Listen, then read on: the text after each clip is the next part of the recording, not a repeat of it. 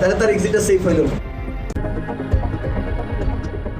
নতুন বাংলাদেশে ৩৬ জুলাই নামে পরিচিত ২০২৪-এর ৫ আগস্ট ছাত্র জনতার তীব্র আন্দোলনের মুখে দেশ ছেড়ে পালিয়ে যেতে বাধ্য হয় ফ্যাসিস্ট শেখ হাসিনা। শুরুতে সরকারি চাকরিতে কোটা পদ্ধতি বাতিলের দাবিতে ঢাকা বিশ্ববিদ্যালয়ে শুরু হয় বৈষম্য বিরোধী ছাত্র আন্দোলন। পরে গোটা ছাত্র সমাজকে নিয়ে হাসিনার আপত্তিকর ও অসংলগ্ন কথাবার্তা, হুমকি ধামকি ও স্বৈরাচারী আচরণে আন্দোলন ছড়িয়ে পড়ে সারা দেশের বিশ্ববিদ্যালয়গুলোতে। সব রাষ্ট্রযন্ত্র ব্যবহার করে মানুষ হত্যা শুরু করলে তার আঁচ এসে লাগে বেসরকারি বিশ্ববিদ্যালয় ও কলেজগুলোতেও। সরকারের বিভিন্ন বাহিনীর পাশাপাশি আওয়ামী পেটোয়া হেলমেট বাহিনীর হাতে একে একে শহীদ হতে থাকে আন্দোলনরত বিক্ষুব্ধ শিক্ষার্থী সহ নানা শ্রেণী পেশার মানুষ। একসময় বাবা মা সহ অভিভাবকরাও সব স্তরের মানুষকে সাথে নিয়ে নেমে আসে রাস্তায়। অকুতোভয় মানুষ বুক চিতিয়ে দাঁড়ায় গুলির সামনে।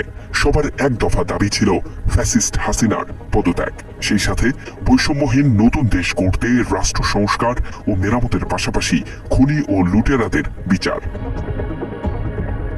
মাত্র ২২ দিনের মাথায় ছাত্র জনতার গণ অভ্যুত্থানে সশস্ত্র বাহিনীর সহায়তায় গদি ছেড়ে চোরের মতো পালিয়ে ভারতে চলে যায় হাসিনা। নোবেলজয়ী ডক্টর মোহাম্মদ ইউনূসের সরকার দায়িত্ব নেয়ার আগ পর্যন্ত সরকারবিহীন ছিল দেশ।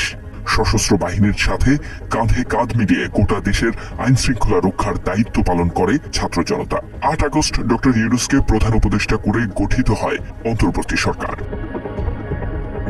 অন্য উপদেষ্টাদের নিয়ে নানা আলোচনা সমালোচনা থাকলেও প্রধান উপদেষ্টা হিসেবে ছাত্রদের প্রথম ও একমাত্র পছন্দ ছিল ডক্টর ইউনূস, যিনি আগে থেকেই খুনি হাসিনার রোষানলে ছিলেন। তবে আন্তর্জাতিক খ্যাতির কারণে শারীরিক ও মানসিক যন্ত্রণা দেয়া ছাড়া তাকে সেভাবে সাজা দিতে পারেনি হাসিনা।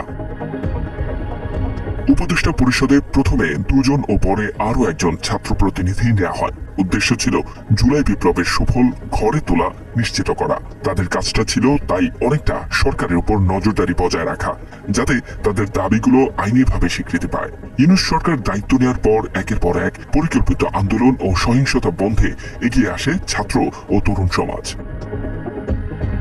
একসময় ছাত্র উপদেষ্টাদের কাজ নিয়ে নানা সমালোচনা ও অভিযোগ ওঠে।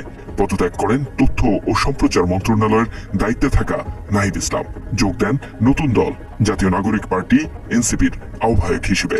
বৈষম্য বিরোধী ছাত্র আন্দোলন থেকে গঠন করা হয় জাতীয় নাগরিক কমিটি, যাতে শিক্ষার্থী ছাড়াও সব শ্রেণী পেশার মানুষের যোগদানের সুযোগ রাখা হয়।